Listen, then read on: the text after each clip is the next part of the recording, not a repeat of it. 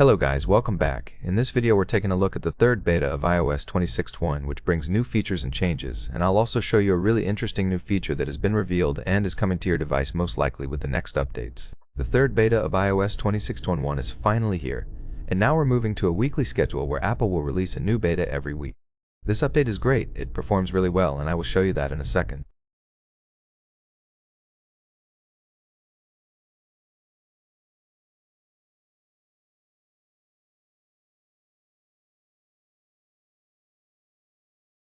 Before we get into all that, I just want to ask you guys for a really quick favor. Most of you who watch my videos are currently not subscribed to the channel, so if you enjoy the content and want to see more, please make sure to hit that subscribe button, as it really helps the channel a lot. First off, we're starting with the settings, where we have a new section on the Settings app. If you head to your settings and go under General, you will see a new section for local capture, just underneath Screen Capture. Even previously, you could access these settings through a toggle on the control center, but now you can actually go under your settings and you will have the settings here for local capture.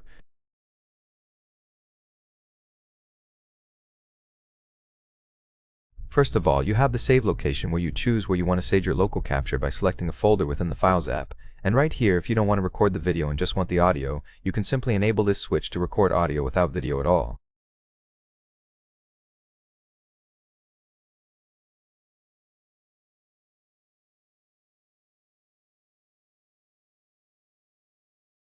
There is also another option under Settings. If you go under Accessibility Settings and then go to Touch, you will find a new setting that has been added with iOS 26.1 Beta 3 called Prefer Single Tap Actions. By enabling this, it will let the user interface require just a single touch instead of a slide action, so if you prefer that, you can enable this setting.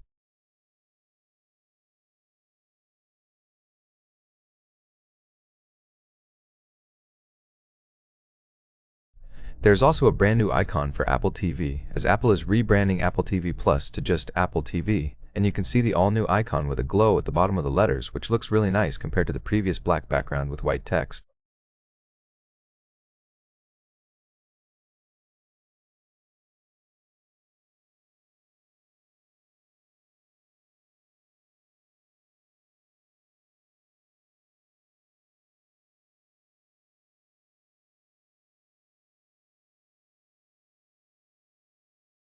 Moving on to the control center, we have a few changes here as well. First of all, you will see that the bounce animation is now much more present when you have multiple pages, which is actually pretty cool.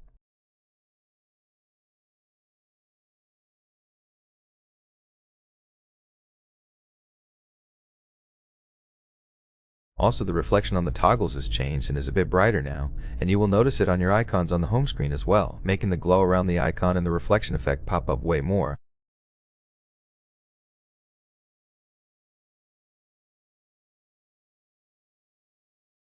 Here's another really interesting thing happening to my device on the control center, which I believe should be a bug since I haven't seen it reported anywhere else.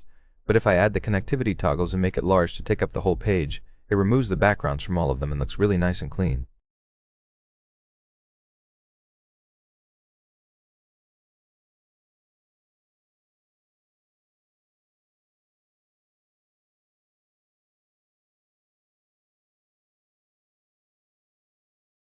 There's also a small change to the alarm screen, where the snooze and slide to stop buttons are now a bit wider, and the orange color is a bit brighter as well.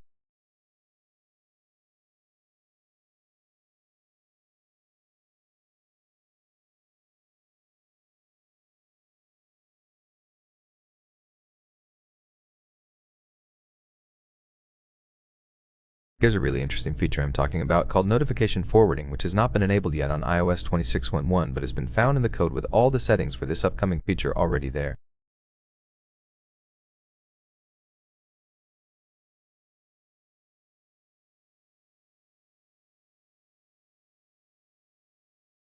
This feature will basically allow users to see notifications on a third-party accessory, so you will be able to forward your notifications to another device, which is really awesome, and it will most likely be enabled on the next beta, or maybe even with the final release.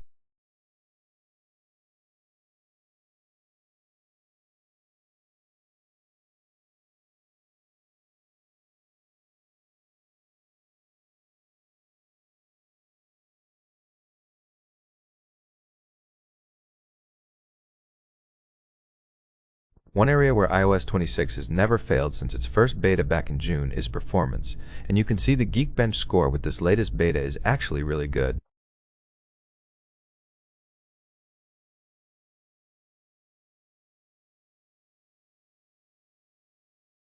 Even though I have installed this beta less than 24 hours ago and it will require a couple more days to settle in, it is still really good and gives crazy scores, with the single core score being above 3000 for the first time on this device at 3006, and the multi-core score at 7678.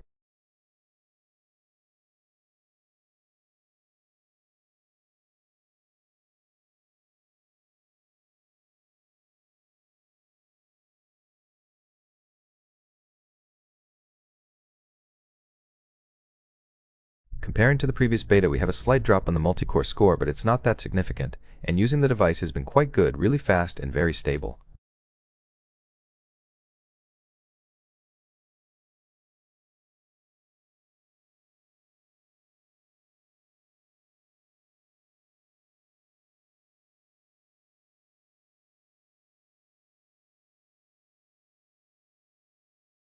So what's next for iOS 26.21? I was hoping this would be the last beta, and that still might be the case, but I'm not that sure because beta 3 has a build number ending with an E, whereas the last beta would usually end with an A or maybe B, so in my opinion we might actually see another beta next week before we move on to the RC version.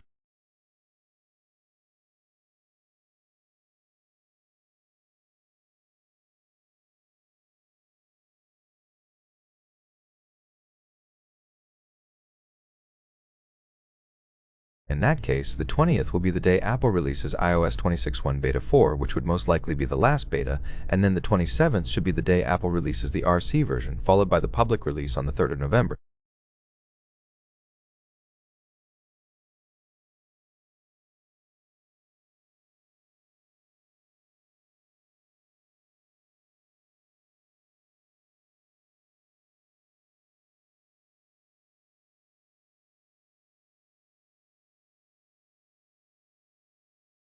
To finalize it, we're either getting this update released to the public on the 27th of October or the 3rd of November.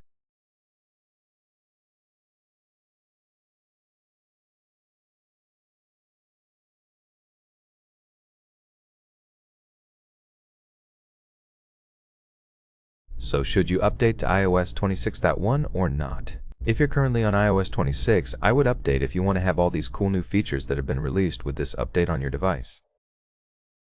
This is a great time to update because it is good, stable, and you won't have glitches or be unable to use your device on a daily basis, as it has been very stable for a beta with no major problems since its release.